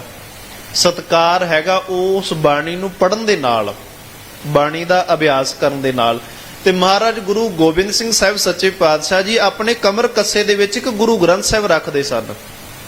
ਇਹੋ ਜਿਹੇ ਸਿੱਖ ਵੀ ਸਨ ਜਿਹੜੇ ਕਮਰ ਕੱਸਾ, ਸਰੀਰ ਨੂੰ ਕਮਰ ਕੱਸਾ, ਜਿਵੇਂ ਆਪਾਂ ਬੈਲਟ ਲਾਉਣੀ ਆ, ਇਸ ਤਰ੍ਹਾਂ ਕਮਰ ਕੱਸਾ ਲਾ ਕੇ ਤੇ ਇੱਕ ਛੋਟਾ ਜਿਹਾ ਗੁਰੂ ਗ੍ਰੰਥ ਸਾਹਿਬ ਜਿਹੜਾ ਘੋੜੇ ਤੇ ਬੈਠਿਆਂ ਵੀ ਪੜ੍ਹ ਲਈਏ, ਜਿਹਨੂੰ ਸਫਰੀ ਗੁਰੂ ਗ੍ਰੰਥ ਸਾਹਿਬ ਆਖਿਆ ਜਾਂਦਾ ਸੀ। ਸਫਰ ਦੇ ਵਿੱਚ ਕਰਦਿਆਂ ਵੀ ਅਸੀਂ ਪੜ੍ਹ ਸਕਦੇ ਹਾਂ ਉਸ ਨੂੰ। ਹੁਣ ਤੁਸੀਂ ਆਪੇ ਸਿਆਣੇ ਹੋ ਕਿ ਗੁਰੂ ਗ੍ਰੰਥ ਸਾਹਿਬ ਜੀਆਂ ਦੇ ਨਾਲੋਂ ਵੱਧ ਅਸੀਂ ਸਤਿਕਾਰ ਨਹੀਂ ਦੇ ਸਕਦੇ। ਉਹ ਸਫਰੀ ਗੁਰੂ ਗ੍ਰੰਥ ਸਾਹਿਬ ਜਿਹਨੂੰ ਪੌਕਟ ਦੇ ਵਿੱਚ ਜਾਂ ਕਮਰ ਕੱਸੇ ਦੇ ਵਿੱਚ ਰੱਖਦੇ ਸਨ। ਜੇ ਅਸੀਂ ਆਖੀਏ ਵੀ ਸਤਿਕਾਰ ਕਰਨਾ ਇੱਕ ਸੁੰਦਰ ਰੁਮਾਲੇ ਦੇ ਵਿੱਚ ਰੱਖਣਾ ਹੈ, ਜਾਂ ਸਤਿਕਾਰ ਕਰਨਾ ਇਹਨੂੰ ਆਰਤੀ ਕਰਨੀ ਹੈ, ਧੂਪਾਂ ਦੇਣੀਆਂ ਨੇ ਚੰਗੀਆਂ, ਇਹਦੇ ਆਲੇ ਦੁਆਲੇ ਫੁੱਲ ਲਾ ਦੇਣੇ, ਬੱਤੀਆਂ ਦੇਣੀਆਂ ਨੇ, ਤੇ ਮਹਾਰਾਜ ਤਾਂ ਫਿਰ ਆਪਣੇ ਪੌਕਟ ਦੇ ਵਿੱਚ, ਆਪਣੇ ਕਮਰ ਕੱਸੇ ਦੇ ਵਿੱਚ ਗੁਰੂ ਗ੍ਰੰਥ ਸਾਹਿਬ ਜੀ ਕਿਉਂ ਰੱਖਦੇ? ਪੜ੍ਹਨਾ ਸਤਿਕਾਰ ਹੈ ਜਾਂ ਧੂਪਾਂ ਦੇਣੀਆਂ ਸਤਿਕਾਰ ਨਹੀਂ ਹੈਗਾ। ਪੜ੍ਹ ਲਓ, ਇਹੀ ਸਭ ਤੋਂ ਵੱਡਾ ਸਤਿਕਾਰ ਹੈ ਗੁਰੂ ਗ੍ਰੰਥ ਸਾਹਿਬ ਜੀ ਦਾ। ਜੇ ਅਸੀਂ ਪੜ੍ਹ ਹੀ ਨਹੀਂ ਰਹੇ ਤੇ ਫਿਰ ਬਾਹਰੀ ਤੌਰ ਤੇ ਉਸ ਨੂੰ ਧੂਪਾ ਦੇਈ ਜਾਓ, ਫੁੱਲ ਚੜਾਇਆ ਦਿੱਤੇ ਜਾਣ, ਚੰਗਾ ਰੁਮਾਲਾ ਸਾਹਿਬ ਦਿੱਤਾ ਜਾਵੇ, ਆਲੇ ਦੁਆਲੇ ਚੰਗੀਆਂ ਲਾਈਟਾਂ ਲਾ ਦਿੱਤੀਆਂ ਜਾਣ, ਇਹ ਇੱਕ ਤਾਂ ਕੁਦਰਤੀ ਢਾਂਚੇ ਨਾਲ ਖਿਲਵਾੜ ਹੈ ਨਾ, ਹੈ ਕਿ ਨਹੀਂ? ਕਿਉਂਕਿ ਇੱਥੇ ਆਣ ਕੇ ਗੁਰਦੁਆਰੇ ਦੇ ਵਿੱਚ ਅਸੀਂ ਹਰ ਇੱਕ ਚੀਜ਼ ਨੂੰ ਸਿੱਖਣਾ ਹੈ। ਇੱਥੇ ਦਾਲ ਵੀ ਡੁੱਲੀ ਹੋਵੇ ਨਾ, ਤੇ ਅਸੀਂ ਚੁੱਕ ਕੇ ਤੇ ਕਈ ਵਾਰੀ ਪ੍ਰਸ਼ਾਦ ਚੁੱਕ ਕੇ ਤੇ ਖਾ ਲੈਂਦੇ ਆ। ਕਈ ਵਾਰੀ ਪ੍ਰਸ਼ਾਦਾ ਡਿੱਗਾ ਹੋਵੇ ਤੇ ਅਸੀਂ ਪ੍ਰਸ਼ਾਦਾ ਡਿੱਗ ਵੀ ਪਵੇ ਉਹ ਵੀ ਖਾ ਲੈਂਦੇ ਆ। ਇਹਦਾ ਮਤਲਬ ਕੀ ਹੈ ਕਿ ਪ੍ਰਸ਼ਾਦੇ ਦੇ ਵਿੱਚ ਰੱਬ ਹੈਗਾ ਹੈ। ਪ੍ਰਸ਼ਾਦੇ ਦੇ ਵਿੱਚ ਠੀਕ ਹੈ ਰੱਬ ਹੋਵੇ ਚ ਨਾ ਹੋਵੇ ਗੱਲ ਵੱਖਰੀ ਹੈ, ਪਰ ਅਸਲ ਦੇ ਵਿੱਚ ਇਹ ਹੈ ਕਿ ਇੱਥੇ ਹਰੇਕ ਸੰਗਤ ਦਾ ਰੁਪਈਆ ਕਿਸੇ ਨੇ ਕੁਝ ਟੇਕਿਆ, ਕਿਸੇ ਨੇ ਪਾਈ, ਕਿਸੇ ਨੇ ਕੁਝ ਟਕਾ, ਥੋੜੇ ਕੀਮਤ ਜਿੰਨੀ ਵੀ ਟੇਕੀ ਹੈ, ਇਹ ਉਸ ਪੈਸੇ ਦੇ ਨਾਲ ਲੰਗਰ ਬਣਿਆ ਤੇ ਇਹਦੀ ਬੇਕਦਰੀ ਨਹੀਂ ਕਰਨੀ। ਇਹਦੀ ਬੇਕਦਰੀ ਨਹੀਂ ਕਰਨੀ ਤਾਂ ਕਿ ਇਹਦੀ ਕਦਰ ਕੀਤੀ ਜਾ ਸਕੇ, ਉਸ ਦਾਲ ਦੀ, ਉਸ ਪ੍ਰਸ਼ਾਦੇ ਦੀ ਕਦਰ ਕੀਤੀ ਜਾ ਸਕੇ, ਉਹਨੂੰ ਸਾਂਭਿਆ ਜਾ ਸਕੇ। ਸੋ ਹੁਣ ਇਸੇ ਤਰੀਕੇ ਦੇ ਨਾਲ ਗੁਰਦੁਆਰਾ ਜਿਹੜਾ ਹੁੰਦਾ ਬਿਲਕੁਲ ਸਿੰਪਲ ਹੋਣਾ ਚਾਹੀਦਾ, ਬਿਲਕੁਲ ਸਿੰਪਲ। ਇਹ ਰੈਸਟੋਰੈਂਟ ਥੋੜੀ ਹੈ ਵੀ ਇੱਥੇ ਆਲੇ ਦੁਆਲੇ ਲਾਈਟਾਂ ਜਗਾ ਦਿਓ, ਕਿੰਨੀਆਂ ਲਾਈਟਾਂ ਦੇ ਨਾਲ ਇਹਨੂੰ ਪ੍ਰਭਾਵਸ਼ਾਲੀ ਕੀਤਾ ਜਾਂਦਾ ਹੈ। ਹੁਣ ਤੁਸੀਂ ਦੱਸੋ ਵੀ ਲਾਈਟਾਂ, ਜਿਹੜੀ ਲਾਈਟ ਹੈ ਸੰਸਾਰ ਭਰ ਦੇ ਵਿੱਚ ਲੋਕੀ ਕਹਿ ਰਹੇ ਨੇ ਕਿ ਪਾਣੀ ਖਤਮ ਹੋ ਰਿਹਾ ਹੈ, ਪਾਣੀ ਖਤਮ ਹੋ ਗਿਆ, ਪਾਣੀ ਦੀ ਬਚਤ ਕਰੋ। ਤੇ ਅਸੀਂ ਗੁਰਦੁਆਰੇ ਦੇ ਵਿੱਚ ਪੋਚਾ ਲਾਉਣ ਦੀ ਥਾਂ ਪਾਈਪ ਦੇ ਨਾਲ ਉੱਥੇ ਧੋਣ ਲੱਗ ਜਾਂਦੇ ਆ। ਹੁਣ ਸਭ ਤੋਂ ਵੱਧ ਪਾਣੀ ਦੀ ਬਰਬਾਦੀ ਕਿੱਥੇ ਹੁੰਦੀ ਹੈ? ਗੁਰਦੁਆਰੇ ਦੇ ਵਿੱਚ, ਮੰਦਿਰਾਂ ਦੇ ਵਿੱਚ, ਮਸਜਿਦਾਂ ਦੇ ਵਿੱਚ। ਉਸ ਤੋਂ ਬਾਅਦ ਜਿਹੜੀਆਂ ਲਾਈਟਾਂ ਨੇ ਇੱਥੇ ਤਾਂ ਯੋਗ ਪ੍ਰਬੰਧ ਉਹਨਾਂ ਕੀ ਹੋਣਾ ਚਾਹੀਦਾ ਕਿ ਜਿੰਨੀਆਂ ਕੁ ਚੀਜ਼ਾਂ ਦੇ ਲਾਈਟਾਂ ਦੇ ਨਾਲ ਸਾਨੂੰ ਇਹ ਦਿਸ ਸਕੇ, ਸਾਨੂੰ ਬੈਠਿਆਂ ਨੂੰ ਇਹ ਮਿਲ ਸਕੇ। ਪਰ ਇੱਥੇ ਲਾਈਟਾਂ ਦੀ ਭਰਮਾਰ ਲੱਗ ਜਾਂਦੀ ਹੈ, ਵੰਨ ਸੁਵੰਨੀਆਂ ਲਾਈਟਾਂ ਕਹਿੰਦੇ ਬਾਹਰੋਂ ਮੰਗਾਈਆਂ ਹੋਈਆਂ ਨੇ, LED ਲਾਈਟਸ ਹੋਰ ਵਗੈਰਾ। ਹੁਣ ਤੁਸੀਂ ਆਪ ਸਿਆਣੇ ਹੋ ਵੀ ਇਹ ਕਿਵੇਂ ਹੋ ਰਿਹਾ ਹੈ? ਜਿਹੜੀ ਚੀਜ਼ ਦੀ ਬਚਤ, ਕੁਦਰਤੀ ਢਾਂਚੇ ਦੀ ਅਸੀਂ ਬਚਤ ਕਰਨੀ ਸੀ, ਕੁਦਰਤ ਨੂੰ ਸਾਂਭਣਾ ਸੀ, ਤੇ ਕੁਦਰਤ ਦਾ ਖਿਲਵਾੜ ਇੱਥੇ ਆਣ ਕੇ ਕੀਤਾ ਜਾ ਰਿਹਾ ਹੈ, ਕੁਦਰਤ ਨਾਲ ਖੇਡਿਆ ਜਾ ਰਿਹਾ, ਇੱਥੇ ਕਿੰਨਾ ਕੁਝ ਕੀਤਾ ਜਾ ਰਿਹਾ। ਇਹ ਤੇ ਬਿਲਕੁਲ ਇੱਕ ਸਿੰਪਲ ਹੋਣਾ ਚਾਹੀਦਾ ਸੀ, ਬਿਲਕੁਲ ਸਿੰਪਲ ਗੁਰਦੁਆਰਾ, ਜਿੱਥੇ ਆਣ ਕੇ ਤਾਂ ਹੀ ਤਾਂ ਸਾਨੂੰ ਇਉਂ ਲੱਗਦਾ ਨਾ ਵੀ ਜਿਵੇਂ ਗੁਰਦੁਆਰਾ ਸਾਹਿਬ ਜਾਣਾ ਹੋਵੇ ਤੇ ਬੰਦਾ ਪਹਿਲਾਂ 4 ਵਾਰੀ ਇਹੀ ਸੋਚਦਾ ਸੀਸੇ ਮੂਹਰੇ ਖੜ ਕੇ ਵੀ ਮੈਂ ਕਿੱਦਾਂ ਦਾ ਲੱਗਾਂਗਾ, ਮੈਂ ਗੁਰਦੁਆਰੇ ਜਾਣਾ ਹੈ। ਜਦੋਂ ਕਿ ਇਹੋ ਜਿਹੀ ਕੋਈ ਵੀ ਗੱਲ ਨਹੀਂ, ਇੱਥੇ ਝੁੱਕ ਕੇ ਆਉਣਾ, ਇੱਥੇ ਵਿਖਾਵਾ ਕਰਨ ਵਾਸਤੇ ਥੋੜੀ ਆਉਣਾ ਸੀ। ਤਾਂ ਕਰਕੇ ਮਹਾਰਾਜ ਕਹਿੰਦੇ ਨੇ ਤਿੰਨ ਸੰਸਾਰ ਦੇ ਵਿੱਚ, ਇਸ ਸੰਸਾਰ ਨੂੰ ਤ੍ਰੈ ਲੋਕੀ ਮਾਇਆ ਨੇ ਬੰਨ ਛੱਡਿਆ ਹੈ।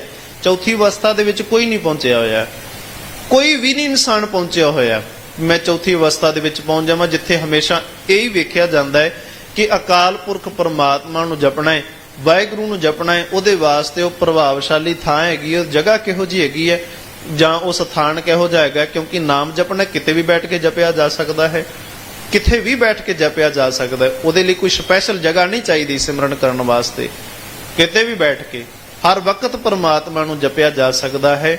ਤੇ ਮਹਾਰਾਜ ਤਾਂ ਹੀ ਕਹਿੰਦੇ ਨੇ ਸੰਤ ਨਿਰਮਲ ਪਏ, ਉਹ ਨਿਰਮਲ ਹੋ ਗਏ ਜਿਨ ਮਨ ਵਸਿਆ, ਸੋ ਜਿਨ੍ਹਾਂ ਦੇ ਮਨ ਦੇ ਵਿੱਚ ਪਰਮਾਤਮਾ ਆਣ ਕੇ ਵਸ ਜਾਂਦਾ ਹੈ। ਸਤਿਗੁਰੂ ਜੀ ਕਹਿੰਦੇ ਨੇ ਤ੍ਰਿਤੀਆ ਤ੍ਰੈ ਗੁਣ ਵਿਖੇ ਫਲ। ਇਹ ਤ੍ਰੈ ਗੁਣੀ ਮਾਇਆ ਦੇ ਵਿੱਚ ਬੰਦਾ ਫਸਿਆ ਹੋਇਆ ਹੈ, ਤੇ ਜਦੋਂ ਗੁਰਦੁਆਰੇ ਬੈਠਾ ਹੁੰਦਾ ਹੈ ਨਾ, ਉਦੋਂ ਇਉਂ ਲੱਗਦਾ ਵੀ ਨਹੀਂ ਅੱਜ ਮੈਂ ਜਾਣਾ ਹੈ, ਅੱਜ ਤੋਂ ਬਾਅਦ ਮੈਂ ਕੋਈ ਪਾਪ ਨਹੀਂ ਕਰਾਂਗਾ, ਕੋਈ ਵਿਕਾਰ ਨਹੀਂ ਕਰਾਂਗਾ, ਮੈਂ ਸਿਰਫ ਬਾਣੀ ਪੜਾਂਗਾ। ਮਹਾਰਾਜ ਨੇ ਸਾਨੂੰ ਇੱਥੇ ਸਪਸ਼ਟ ਗੱਲ ਕੀਤੀ ਹੈ ਵੀ ਬੰਦੇ ਦੀ ਤ੍ਰੈ ਗੁਣ ਮਾਇਆ ਦੇ ਵਿੱਚ ਫਸਿਆ ਹੋਇਆ, ਕਦੀ ਉੱਤਮ ਹੋ ਜਾਂਦਾ ਹੈ ਤੇ ਕਦੀ ਮੌਕਾ ਮਿਲਦਾ ਤੇ ਨੀਚ ਇੰਨਾ ਨੀਚ ਹੋ ਜਾਂਦਾ ਹੈ ਕਿ ਮੌਕਾ ਛੱਡਦਾ ਨਹੀਂ ਹੈ। ਜਦੋਂ ਰੱਬ ਦੀਆਂ ਗੱਲਾਂ ਸੁਣਦਾ ਹੈ ਨਾ, ਉਦੋਂ ਬੜਾ ਉੱਤਮ ਹੋ ਜਾਂਦਾ ਹੈ, ਉਦੋਂ ਐ ਪ੍ਰਭਾਵ ਛੱਡਦਾ ਵੀ ਅੱਜ ਤੋਂ ਬਾਅਦ ਮੈਂ ਰੱਬ ਨੂੰ ਲੱਭਣ ਹੀ ਤੁਰ ਪੈਣਾ ਹੈ, ਮੈਂ ਨਿਰੰਕਾਰ ਨੂੰ ਪ੍ਰਾਪਤ ਕਰਨ ਵਾਸਤੇ ਤੁਰ ਹੀ ਪੈਣਾ ਹੈ। ਇਵੇਂ ਹੁੰਦਾ ਨਾ, ਸੰਸਾਰ ਭਰ ਦੇ ਵਿੱਚ ਅਨੇਕਾਂ ਹੀ ਜੀਵ ਤੁਹਾਨੂੰ ਇਹੋ ਜਿਹੇ ਮਿਲ ਜਾਣਗੇ, ਉਹ ਜਿਹੜੇ ਕਹਿੰਦੇ ਬਾਬਾ ਜੀ ਕਿਰਪਾ ਕਰੋ, ਕਹਿੰਦੇ ਵੀ ਬੜਾ ਸਮਾਂ ਹੋ ਗਿਆ ਹੈ ਦਾਰੂ ਦੁਆ ਖਾਂਦਿਆਂ ਦਾਰੂ ਪੀਂਦਿਆਂ ਸ਼ਰਾਬ ਪੀਂਦਿਆਂ, ਹੁਣ ਮੇਰਾ ਮਨ ਕਰਦਾ ਹੈ ਵੀ ਮੈਂ ਅੰਮ੍ਰਿਤ ਛਕ ਲਵਾਂ ਤਾਂ ਕਿ ਇਸ ਜ਼ਹਿਰ ਦੇ ਵਿੱਚੋਂ ਮੈਂ ਨਿਕਲ ਜਾਵਾਂ। ਫਿਰ ਇਵੇਂ ਹੁੰਦਾ ਹੈ, ਅੰਮ੍ਰਿਤ ਛਕਾ ਦਿੱਤਾ ਜਾਂਦਾ ਹੈ, ਕੁਝ ਕੁ ਲੋਕਾਂ ਨੂੰ ਧੱਕੇ ਨਾਲ ਲੋਕ ਛਕਾ ਦਿੱਤਾ ਜਾਂਦਾ ਹੈ ਵੀ ਅੰਮ੍ਰਿਤ ਛਕ ਲਓ, ਅੰਮ੍ਰਿਤ ਛਕ ਲਓ। ਛਕ ਲੈਂਦੇ ਨੇ ਵਿਚਾਰੇ ਲੋਕ, ਫਿਰ ਉਹ ਪਰ ਜਦੋਂ ਕਿਤੇ ਉਹਨਾਂ ਨੂੰ ਮੌਕਾ ਮਿਲਦਾ ਹੈ ਖਾਣ ਪੀਣ ਦਾ, ਉੱਥੇ ਫਿਰ ਉਹ ਛੱਡਦੇ ਵੀ ਨਹੀਂ ਹਨ। ਉੱਥੇ ਅੰਦਰ ਦਾ ਫਿਰ ਉਹ ਜਿਹੜਾ ਨੀਚਤਾਪਨ ਹੁੰਦਾ ਉਹ ਵੀ ਜਾਗ ਪੈਂਦਾ ਹੈ। ਇਹਦਾ ਅਰਥ ਪਤਾ ਕੀ ਹੈ? ਅਸੀਂ ਉਹਨੂੰ ਧੱਕੇ ਨਾਲ ਛਕਾਇਆ ਹੁੰਦਾ ਹੈ। ਇਹ ਇੱਕ ਆਪਣੀ ਮਨ ਮਰਜ਼ੀ ਦਾ ਧਰਮ ਹੈ ਕਿ ਜੇ ਤੇਰਾ ਜੀ ਕਰਦਾ ਹੈ ਤੇ ਆ ਜਾ, ਜੇ ਨਹੀਂ ਜੀ ਕਰਦਾ ਤੇ ਕੋਈ ਤੈਨੂੰ ਜ਼ਬਰਦਸਤੀ ਨਹੀਂ ਹੈਗੀ। ਪਰ ਜਿਨ੍ਹਾਂ ਨੂੰ ਅਸੀਂ ਜ਼ਬਰਦਸਤੀ ਛਕਾਇਆ, ਉਹਨਾਂ ਨੇ ਛੱਡਿਆ, ਉਹਨਾਂ ਨੇ ਫਿਰ ਆਖਿਆ ਨਹੀਂ ਇਹਦੇ ਵਿੱਚੋਂ ਸਾਨੂੰ ਕੁਝ ਲਾਭ ਨਹੀਂ ਹੋਇਆ, ਤੇ ਲੋਕਾਂ ਨੂੰ ਹੌਲੀ ਹੌਲੀ ਇਹ ਪਖੰਡ ਜਾਪਣ ਲੱਗ ਪਿਆ, ਇਹਨੂੰ ਇਹ ਪਖੰਡ ਬਣਾ ਲਿਆ। ਫਿਰ ਜਿਵੇਂ ਜਿਵੇਂ ਇਹ ਪਖੰਡ ਬਣਦਾ ਗਿਆ ਤੇ ਲੋਕਾਂ ਨੂੰ ਇਹਦੇ ਵਿੱਚੋਂ ਕੁਝ ਖਾਸੀਅਤ ਨਹੀਂ, ਸਿਰਫ ਆਮ ਜਿਹਾ ਦਿਸਣ ਲੱਗ ਪਿਆ ਵੀ ਇਹ ਸਿੰਪਲ ਜੀ ਗੱਲ ਹੈਗੀ ਹੈ, ਆਮ ਜੀ ਗੱਲ ਹੈਗੀ ਹੈ। ਪਰ ਇਹ ਆਮ ਗੱਲ ਨਹੀਂ ਹੈਗੀ। ਆਪਣੇ ਆਪ ਨੂੰ ਕਾਮ, ਕ੍ਰੋਧ, ਅਹੰਕਾਰ, ਲੋਭ, ਮੋਹ ਤੋਂ ਬਚਾ ਕੇ ਚੱਲਣਾ ਸੌਖਾ ਜਿਹਾ ਨਹੀਂ ਹੈਗਾ ਕੰਮ, ਬੜਾ ਔਖਾ ਕੰਮ ਹੈ। ਪੈਰ ਪੈਰ ਤੇ ਸਾਨੂੰ ਦਿਸਦੇ ਨੇ, ਪੈਰ ਪੈਰ ਤੇ ਸਾਨੂੰ ਇਹ ਲੁੱਟਦੇ ਨੇ, ਕਾਮ, ਕ੍ਰੋਧ, ਅਹੰਕਾਰ। ਪਰ ਇਹਨਾਂ ਤੋਂ ਬਚ ਕੇ ਰਹਿਣਾ, ਉਹਦੇ ਵਾਸਤੇ ਸਾਨੂੰ ਅਭਿਆਸ, ਗੁਰਬਾਣੀ ਪੜ੍ਹਨੀ ਪਵੇਗੀ। ਸਤਿਕਾਰ ਜਿਹੜਾ ਹੈਗਾ ਉਹ ਤਾਂ ਠੀਕ ਹੈ, ਪਰ ਸਾਨੂੰ ਹਮੇਸ਼ਾ ਆਪਣੇ ਹਿਰਦੇ ਦੇ ਵਿੱਚ ਬਾਣੀ ਨੂੰ ਜਪਣਾ ਪਵੇਗਾ, ਧਿਆਨ ਧਰਨਾ ਪਵੇਗਾ। ਤੇ ਮਹਾਰਾਜ ਜੀ ਕਹਿੰਦੇ ਨੇ ਇਹ ਬੰਦਾ ਇਹੋ ਜਿਹੀ ਵਿਖੇ ਦੀ ਜ਼ਹਿਰ ਦੇ ਵਿੱਚ ਫਸਿਆ ਹੋਇਆ ਹੈ, ਖਿੰਨ ਦੇ ਵਿੱਚ ਉੱਤਮ ਹੋ ਜਾਂਦਾ ਹੈ ਤੇ ਖਿੰਨ ਦੇ ਵਿੱਚ ਨੀਚ ਹੋ ਜਾਂਦਾ ਹੈ। ਨਰਕ ਸੁਰਗ ਭਰਮ ਤੋਂ ਘਣੋ ਸਦਾ ਸੰਘਾਰੇ ਮੀਚ। ਕਹਿੰਦੇ ਨੇ ਕਦੀ ਨਰਕ ਦੀ ਗੱਲ ਕਰਨ ਲੱਗ ਪੈਂਦਾ, ਕਦੀ ਸਵਰਗ ਦੀ ਗੱਲ ਕਰਨ ਲੱਗ ਪੈਂਦਾ ਹੈ। ਨਰਕ ਸੁਰਗ ਭਰਮ ਤੋਂ ਘਣੋ ਸਦਾ ਸੰਘਾਰੇ ਮੀਚ। ਤੇ ਕਹਿੰਦੇ ਨੇ ਮੌਤ ਦੇ ਸਹਿਮ ਦੇ ਵਿੱਚ ਤੁਰਿਆ ਫਿਰਦਾ ਰਹਿੰਦਾ ਹੈ, ਮੌਤ ਦੇ ਸਹਿਮ ਦੇ ਵਿੱਚ ਸਦਾ ਸੰਘਾਰੇ ਮੀਚ। ਆਤਮਕ ਮੌਤ ਇਹਨੂੰ ਲੱਗਦੀ ਰਹਿੰਦੀ ਹੈ। ਕਦੀ ਨਰਕਾਂ ਦੀ ਗੱਲ ਕਰਨ ਲੱਗ ਪੈਂਦਾ ਹੈ, ਕਦੀ ਇਹ ਸਵਰਗਾਂ ਦੀ ਗੱਲ ਕਰਨ ਲੱਗ ਪੈਂਦਾ ਹੈ। ਪਰ ਇੱਕ ਗੱਲ ਸਾਨੂੰ ਸਪਸ਼ਟ ਜ਼ਰੂਰ ਕਰਨੀ ਪਵੇਗੀ, ਹੋਣੀ ਚਾਹੀਦੀ ਵੀ ਹੈ। ਨਰਕ ਸੁਰਗ ਪਰਮਾਤਮਾ ਨੇ ਬਣਾਏ ਜਾਂ ਨਰਕਾਂ ਸੁਰਗਾਂ ਨੇ ਪਰਮਾਤਮਾ ਨੂੰ ਬਣਾਇਆ? ਜੇ ਤਾਂ ਨਰਕ ਸੁਰਗ ਪਰਮਾਤਮਾ ਨੇ ਬਣਾਏ ਨੇ ਤੇ ਫਿਰ ਅਸੀਂ ਨਰਕ ਦੇ ਵਿੱਚ ਵੀ ਹੋਵਾਂਗੇ, ਤਦੋਂ ਵੀ ਸਾਡੇ ਹਿਰਦੇ ਦੇ ਵਿੱਚ ਪਰਮਾਤਮਾ ਬੈਠਾ ਹੋਏਗਾ ਤੇ ਨਰਕ ਦੇ ਵਿੱਚ ਬੈਠਿਆਂ ਦੀ ਸਾਡੀ ਰੱਖਿਆ ਹੋ ਸਕਦੀ ਹੈ। ਜੇ ਭਾਵੇਂ ਫਿਰ ਅਸੀਂ ਨਰਕ 'ਚ ਹੀ ਕਿਉਂ ਨਾ ਬੈਠੇ ਹੋਈਏ ਹਾਂ, ਤਦੋਂ ਵੀ ਪਰਮਾਤਮਾ ਸਾਡੇ ਹਿਰਦੇ ਦੇ ਵਿੱਚ ਬੈਠ ਕੇ ਸਾਡੀ ਰੱਖਿਆ ਕਰੇਗਾ। ਤੇ ਜੇ ਅਸੀਂ ਰੱਬ ਦਾ ਨਾਮ ਜਪਿਆ ਹੀ ਨਹੀਂ ਹੈ ਤੇ ਫਿਰ ਭਾਵੇਂ ਸਾਡੇ ਵਾਸਤੇ ਸਵਰਗ ਵੀ ਹੋਵੇ, ਉਸ ਜਗ੍ਹਾ ਦੇ ਵਿੱਚ ਬੈਠ ਕੇ ਵੀ ਅਸੀਂ ਪਾਪ ਕਰਦੇ ਹੋਵਾਂਗੇ। ਜਿਵੇਂ ਕਬੀਰ ਸਾਹਿਬ ਜੀ ਕਹਿੰਦੇ ਨੇ, ਕਬੀਰ ਸੰਤਨ ਕੀ ਝੁਗਿਆ ਭਲੀ, ਜਿਹਦੇ ਵਿੱਚ ਬੈਠ ਕੇ ਪਰਮਾਤਮਾ ਜੀ ਦਾ ਨਾਮ ਜਪਿਆ ਜਾਂਦਾ ਹੈ,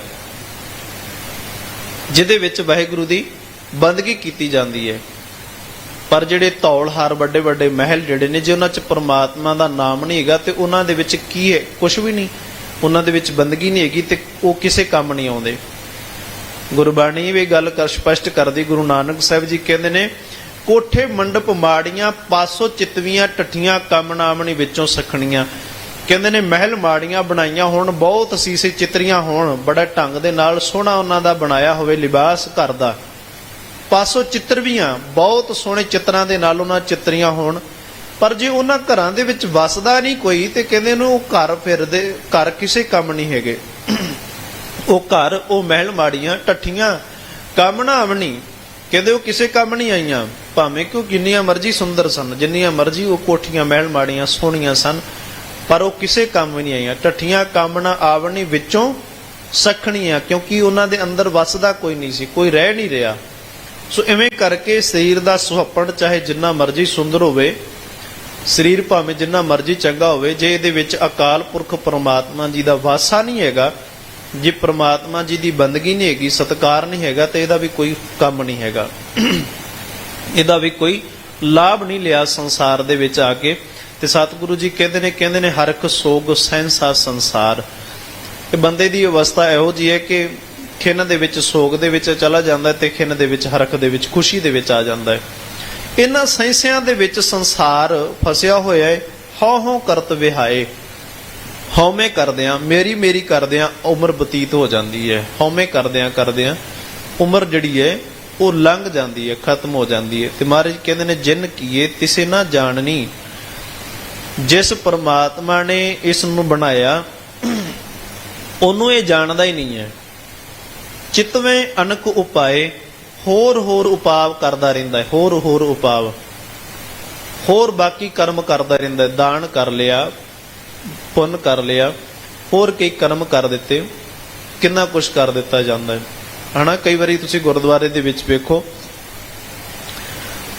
ਹੁਣ ਤਾਂ ਹਟ ਕੇ ਲੋਕ ਕਈ ਥਾਵਾਂ ਤੇ ਇਹੋ ਜਿਹਾ ਹੁੰਦਾ ਹੈ, ਕਈ ਵਾਰੀ ਬਾਰ-ਬਾਰ ਬੇਨਤੀ ਕੀਤੀ ਜੀ, ਲੋਕੀ ਬਿਲਕੁਲ ਵੀ ਸ਼ਰਮ ਨਹੀਂ ਕਰਦੇ, ਬਿਲਕੁਲ ਵੀ ਲਿਹਾਜ਼ ਨਹੀਂ ਕਰਦੇ ਕਿਸੇ ਚੀਜ਼ ਦਾ। ਕਿਸੇ ਨੇ ਕਹਿ ਦਿੱਤਾ ਵੀ ਤੁਹਾਡੇ ਬੱਚੇ ਦੇ ਉੱਪਰ ਸ਼ਨੀ ਗ੍ਰਹਿ ਦੀ ਕਰੋਪੀ ਹੈ, ਪੁੱਛਿਆ ਕੀ ਕਰਨਾ ਪਏਗਾ, ਕਹਿੰਦੇ ਵੀ ਕੁਛ ਨਹੀਂ ਕਰਨਾ ਪਏਗਾ। ਸ਼ਨੀ ਨੂੰ ਕੀ ਚੰਗਾ ਲੱਗਦਾ, ਕਹਿੰਦੇ ਚਣੇ ਚੰਗੇ ਲੱਗਦੇ ਨੇ, ਕਾਲੀ ਦਾਲ ਜਾਂ ਹੋਰ ਦਾਲਾਂ ਦੂਲਾਂ ਜਿਹੜੀਆਂ ਨੇ ਉਹਨੂੰ ਚੰਗੀਆਂ ਲੱਗਦੀਆਂ ਨੇ। ਹੁਣ ਸ਼ਨੀਵਾਰ ਨੂੰ ਲੋਕ ਪਤਾ ਕੀ ਕਰਦੇ ਨੇ, ਫਿਰ ਲੋਕਾਂ ਨੂੰ ਕਿਹਾ ਸੀ ਵੀ ਸੁੱਖ ਵੰਡੋ, ਵੰਡ ਕੇ ਛਕੋ, ਪਰ ਲੋਕਾਂ ਨੇ ਹੁਣ ਰੋਗ ਵੀ ਵੰਡਣੇ ਆਰੰਭ ਕਰ ਦਿੱਤੇ ਨੇ ਵੀ ਰੋਗ ਵੀ ਵੰਡੋ। ਉਹਨਾਂ ਨੇ ਕੀ ਕੀਤਾ ਵੀ ਹੁਣ ਉਹ ਘੁੰਗਣੀਆਂ ਜੀਆਂ ਬਣਾ ਕੇ ਤੇ ਗੁਰਦੁਆਰਾ ਸਾਹਿਬ ਦੇ ਵਿੱਚ ਆਣ ਕੇ ਤੇ ਵੰਡ ਦਿੱਤੀਆਂ। ਹੁਣ ਘੁੰਗਣੀਆਂ ਵੰਡਣ ਦਾ ਤਾਂ ਕੋਈ ਮਤਲਬ ਨਹੀਂ ਬਣਦਾ, ਜਾਂ ਤਾਂ ਕੋਈ ਫਰੂਟ ਵੰਡਦੇ ਹੋਵੋ ਜਾਂ ਕੋਈ ਹੋਰ ਚੀਜ਼ ਵੰਡਦੇ ਹੋਵੋ, ਤੇ ਕੀ ਮਸਾਲਾ ਭੁੱਕ ਕੇ ਉਹਨਾਂ ਚਣਿਆਂ ਦੇ ਉੱਪਰ ਤੇ ਵੰਡ ਦਿੱਤਾ। ਉਹਦਾ ਪਿਛੋਕੜ ਇਹ ਹੈ ਕਿ ਉਹਨਾਂ ਦੇ ਕਿਸੇ ਨੇ ਉਹਨਾਂ ਨੂੰ ਦੱਸਿਆ ਹੁੰਦਾ ਹੈ ਵੀ ਤੁਹਾਡੇ ਬੱਚੇ ਦੇ ਉੱਪਰ ਜਾਂ ਤੁਹਾਡੇ ਪਰਿਵਾਰ ਦੇ ਉੱਪਰ ਸ਼ਨੀ ਗ੍ਰਹਿ ਸਾੜ ਸੱਤੀ ਚੱਲਦੀ ਪਈ ਹੈ, ਇਸ ਕਰਕੇ ਚਣੇ ਜਾ ਕੇ ਵੱਢੋ। ਫਿਰ ਵੰਡਣ ਵਾਸਤੇ ਗੁਰਦੁਆਰੇ ਆ ਜਾਂਦੇ ਨੇ ਤਾਂ ਕਿ ਉਹ ਸ਼ਨੀ ਜਿਹੜਾ ਉਹ ਸਾਰਿਆਂ ਦੇ ਉੱਪਰ ਪ੍ਰਭਾਵ ਪਾ ਲਵੇ ਤੇ ਸਾਡੇ ਉੱਤੋਂ ਲੈ ਜਾਵੇ ਤੇ ਇਹਨਾਂ ਲੋਕਾਂ ਦੇ ਉੱਤੇ ਚੜ ਜਾਏ। ਤੇ ਕਹਿੰਦੇ ਹੁੰਦੇ ਆ ਸਰਬੱਤ ਦਾ ਭਲਾ। ਸ਼ਨੀ ਅਸੀਂ ਦੂਜਿਆਂ ਦੇ ਉੱਤੇ ਚੜਾ ਰਹੇ ਹਾਂ ਤੇ ਮੰਗ ਅਸੀਂ ਸਰਬੱਤ ਦਾ ਭਲਾ ਰਹੇ ਹਾਂ। ਤੇ ਕਹਿ ਰਹੇ ਗੁਰੂ ਗ੍ਰੰਥ ਸਾਹਿਬ ਜੀ ਹੁਣ ਬਸ ਕਿਰਪਾ ਕਰ ਦਿਓ, ਅੱਜ ਤੋਂ ਬਾਅਦ ਸ਼ਨੀ ਗ੍ਰਹਿ ਟਲ ਗਿਆ। ਤੇ ਮਹਾਰਾਜ ਜੀ ਕਹਿੰਦੇ ਹੋਣਗੇ ਵੀ ਗੁਰੂ ਗ੍ਰੰਥ ਸਾਹਿਬ ਜੀ ਵੀ ਕਹਿੰਦੇ ਹੋਣਗੇ, ਗੁਰੂ ਨਾਨਕ ਸਾਹਿਬ ਜੀ ਕਹਿੰਦੇ ਨੇ ਬੜਾ ਕਮਾਲ ਦਾ ਬੰਦਾ ਹੈ ਤੂੰ ਵੀ, ਹਨਾ। ਖਿੰਨ ਦੇ ਵਿੱਚ ਹੀ ਤੂੰ ਕੋਈ ਕੁਛ ਕਰ ਦਿੰਦਾ ਹੈ, ਸੋਚੇ ਨਹੀਂ ਆ ਵੀ ਮਾਰੇ ਤਾਂ ਸਰਬੱਤ ਦਾ ਭਲਾ ਕਹਿੰਦੇ ਨੇ, ਪਰ ਮੈਂ ਤਾਂ ਸ਼ਨੀ ਨੂੰ ਵੰਡਦਾ ਫਿਰਦਾ ਲੋਕਾਂ ਦੇ ਵਿੱਚ, ਦੂਜਿਆਂ ਦੇ ਉੱਪਰ ਪ੍ਰਭਾਵ ਪਾ ਰਿਹਾ ਹੈ, ਪਾਪ ਚੜਾ ਰਿਹਾ ਹੈ, ਦੂਜਿਆਂ ਦੇ ਉੱਪਰ ਪਾਪ ਦਾ ਕਰਮ ਕਰਦਾ ਪਿਆ ਹਾਂ। ਸੋ ਇਸ ਕਰਕੇ ਮਹਾਰਾਜ ਕਹਿੰਦੇ ਨੇ ਬਾਕੀ ਉਪਾਅ ਜਿਹੜੇ ਨੇ ਉਹ ਛੱਡ ਦੇ। ਜਿਹੜੇ ਉਪਾਅ ਤੂੰ ਕਰਦਾ ਪਿਆ ਨਾ, ਉਹਨਾਂ ਉਪਾਵਾਂ ਦੇ ਨਾਲ ਰੱਬ ਤੈਨੂੰ ਪ੍ਰਮਾਤਮਾ ਲੱਭਣ ਵਾਲਾ ਨਹੀਂ ਹੈਗਾ, ਪ੍ਰਮਾਤਮਾ ਤੇਰੇ ਕੋਲ ਆਉਣ ਵਾਲਾ ਨਹੀਂ ਹੈਗਾ। ਕਰਨਾ ਕੀ ਹੈ, ਅਸੀਂ ਕਰਮ ਕਰ ਕਰਕੇ ਸੁੱਖ ਲੈਣਾ ਹੈ, ਚੰਗੇ ਕਰਮ ਕਰ ਕਰਕੇ ਅਸੀਂ ਲੋਕਾਂ ਨੂੰ ਵਿਖਾਵਾ ਕਰਨਾ ਹੈ। ਅਸੀਂ ਕਰਨਾ ਕੀ ਹੈ, ਪਹਿਲਾਂ ਸਾਨੂੰ ਇਹ ਸੋਚ ਲਈਏ ਵੀ ਕਿਉਂਕਿ ਸੰਸਾਰ ਦੇ ਵਿੱਚ ਅਸੀਂ ਕਰਮ ਸਾਰੇ ਕਰਦੇ ਪਏ ਹਾਂ ਔਰ ਬੜੇ ਢੰਗ ਦੇ ਨਾਲ ਅਸੀਂ ਫਸੇ ਪਏ ਹਾਂ, ਵਿਚਾਰੇ ਬੜੇ ਜ਼ਿਆਦਾ ਫਸੇ ਪਏ ਹਾਂ। ਸਾਨੂੰ ਸਮਝ ਨਹੀਂ ਆ ਰਿਹਾ ਵੀ ਅਸੀਂ ਸੁੱਖ ਲੈਣੇ ਨੇ, ਸਾਨੂੰ ਸਵਰਗ ਚਾਹੀਦਾ ਹੈ, ਸਾਨੂੰ ਕਰਾਮਾਤਾਂ ਚਾਹੀਦੀਆਂ ਨੇ, ਸਾਡੇ ਅੰਦਰ ਕਰਾਮਾਤਾਂ ਆ ਜਾਣ, ਸ਼ਕਤੀਆਂ ਆ ਜਾਣ, ਜਾਂ ਸਾਨੂੰ ਪ੍ਰਮਾਤਮਾ ਦੇ ਘਰ ਦੇ ਵਿੱਚੋਂ ਸੁੱਖ ਚਾਹੀਦਾ ਹੈ, ਜਾਂ ਸਾਨੂੰ ਪ੍ਰਮਾਤਮਾ ਦਾ ਮਿਲਾਪ ਚਾਹੀਦਾ। ਸਾਨੂੰ ਚਾਹੀਦਾ ਕੀ ਹੈ, ਪਤਾ ਨਹੀਂ ਲੱਗ ਰਿਹਾ ਅਸੀਂ ਕੀ ਲੈਣਾ ਚਾਹੁੰਦੇ ਹਾਂ।